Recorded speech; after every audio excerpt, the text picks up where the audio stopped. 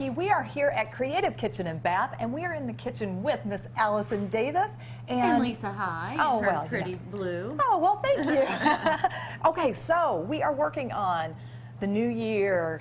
We just came out of the holidays. We're feeling kind of like we overate, bloated, laying on the couch a lot.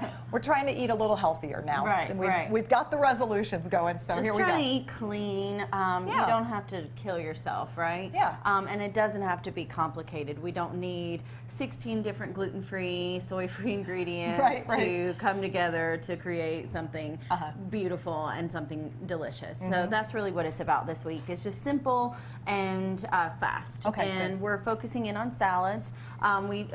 I have talked about this numerous times already, but my favorite is arugula, so we're going back with that. Okay. One thing I do like to do with salads before I even get to the components and the dressing, I will just dress my greens, meaning I have got a little bit of lime juice here. This is my cheat sometimes. Instead of using fresh lemons or limes, I'll go with just this organic lime juice, and it just tastes the exact same.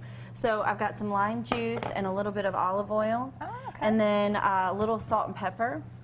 And so that just gives your greens instant flavor and can be the simplest vinaigrette, really. It's just that lime juice and olive oil. And arugula is so good. I mean, you could literally almost eat it just like this. Exactly. Yeah. No, in the summer, my daughter and I, this is what we do. We eat our salad like this, and we'll throw some fresh Parmesan and some prosciutto, and it is so good. It is good. So if you want, we'll dress the plates with that, and then we're just going to build our salad. This, I'm adding some protein to, not through meat, but through quinoa. So quinoa is an ancient grain, and it also is protein packed. So it's great to just kind of sprinkle in with your salads. Yeah. The way that I cook them, you see how they're kind of sprouting? I do. That's what you look for when you cook your quinoa. It will sprout, and when it sprouts open, that's when it's cooked. Because if you keep going any further, it gets really mushy and it just loses any kind of texture. So what I do is I will just bring some water to a boil, and then I will just put it in the water and just let it sit and slowly kind of open up and sprout, and then I'll strain it through a mesh strainer or colander, and then I just season this with a little olive oil and salt and pepper. Okay, so how long does it usually take? Maybe like 10 to 15 minutes. Really, you just kind of keep an eye on it. Yeah, just like I said, if I get the water to boil, I'll just let it sit and just kind of watch and wait for it to kind of sprout open. And then you're good to go. Awesome. So we're going to sprinkle some of this quinoa in with our salad. Now, why is it so good too? I mean, is it good for you? What is it? It's an ancient grain, and it is like a complete protein. It's got the amino acids, protein, and so it's really good for you and filling. You know, so if you're looking for something for a lunch and a way to kind of bulk it up without overloading on meat, then this would be a good alternative. Well, and it's always good to get protein into your diet, no matter what, even when it comes to a salad too, because you don't usually think of protein a lot when you're working with a salad. So that's good. So antioxidants, my favorite this time of year. Some fresh pomegranates. It's going to bring a beautiful color also to the salad, and it's going to bring a nice pop. Then we're going to talk about some fats, and we're going to add some good fat. So this salad is really focusing in on macros. Okay. So you're really looking at trying to get that balance of fat, protein, and carbs in there. Okay. So we're just going to add some fresh avocado.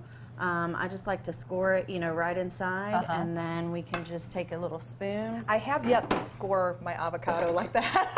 I've watched you do it a couple times, and I'm so nervous because it's the knife's going right there. If you feel with the knife, you can really feel, you can feel it. And you don't have to press hard at all because it's so soft. Because it's so soft, right. So we're just going to kind of add that avocado in there. I'll do it, and I'll put it on Instagram. Right, and then a little bit more fat. I've got avocado on my hands, but if you could just pinch that open, we're going to sprinkle a little bit of goat cheese in there too. And goat cheese, if you're going to go with dairy, for me, I feel like goat cheese is the safest option over some other cheeses. My hands are kind of gooey too.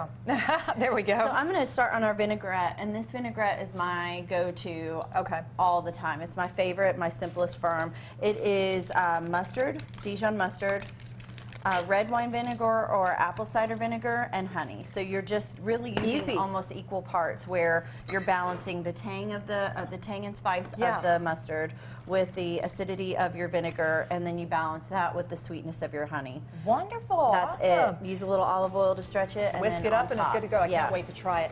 For this recipe and many other recipes, head over to our website at WTBQ.com/Midday Kentucky, or you can head over to Allison's website at wildtimecooking.com, and we will be right back right after this short break.